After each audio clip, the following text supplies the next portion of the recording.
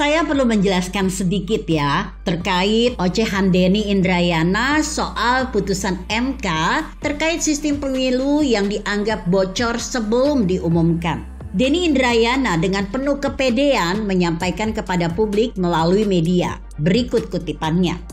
Pagi ini saya mendapatkan informasi penting. MK akan memutuskan pemilu legislatif kembali ke sistem proporsional tertutup. Kembali memilih tanda gambar partai saja. Info tersebut menyatakan komposisi putusan 6/3 dissenting. Ucap Denny Indrayana kepada wartawan 28 Mei 2023. Siapa sumbernya? Orang yang sangat saya percaya kredibilitasnya. Yang pasti bukan hakim konstitusi. Maka kita kembali ke sistem pemilu Orba, otoritarian dan koruptif, kata Denny.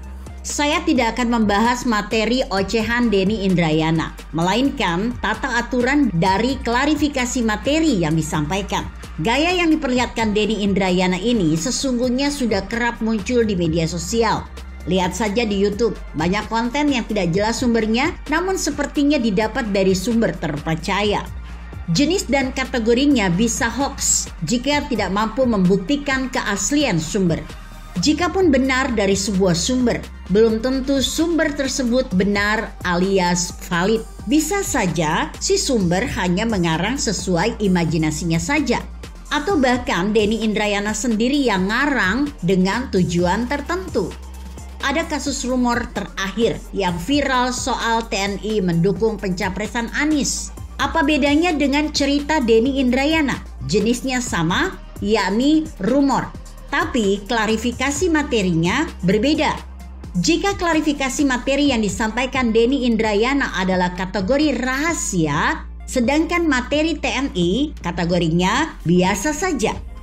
Sebuah keputusan peradilan terlebih di tingkat MK yang belum diputuskan dan atau belum diumumkan kepada publik adalah bersifat rahasia. Jikapun mendapat bocoran, maka orang tersebut wajib menjaga rahasia dan tidak menyiarkan kepada orang lain apalagi publik. Denny Indrayana sebagai mantan Wamenkumham yang berstatus profesor bidang hukum tata negara semestinya paham akan kondisi tersebut.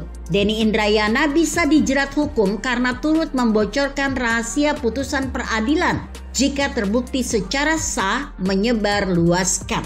Untuk itu Mahfud MD bersikap meminta Polri mengusut kebocoran tersebut.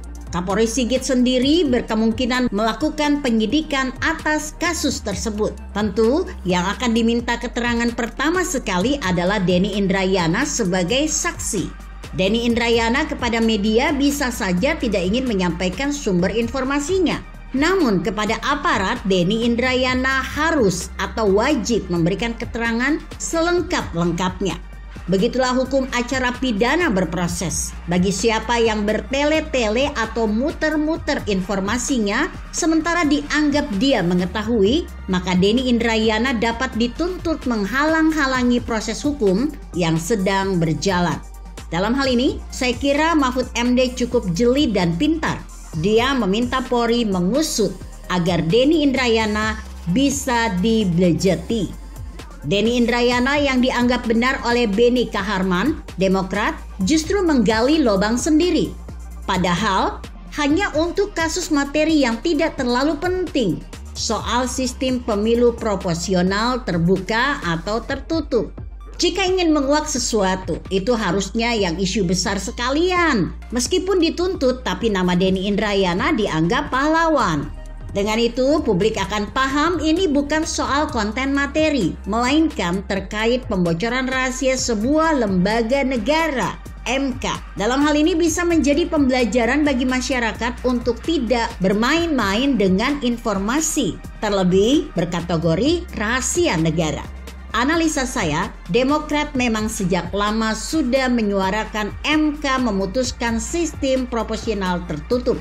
Tentu memiliki tendensi politis. Tujuannya agar publik lebih memojokkan MK. Terlebih jika benar berkeputusan sistem pemilu tertutup. Jadi jauh hari mereka memang melontarkan itu agar mereka bisa menepuk dada mengatakan, apa kata gue? Hal ini kan seperti netizen di medsos yang berlomba-lomba menduga sesuatu. Lalu jika benar dugaan tersebut, mereka akan bangga. Begitu kira-kira. Artikel ini ditulis Agung Wibawanto yang disadur dari redaksi Indonesia.com dengan judul Denny Indrayana, Profesor bergaya mirip netizen di medsos. Bagaimana menurut Anda? Jika Anda berpendapat lain, tuliskan komentar Anda di bawah ini. Saya Emma Karisma 90.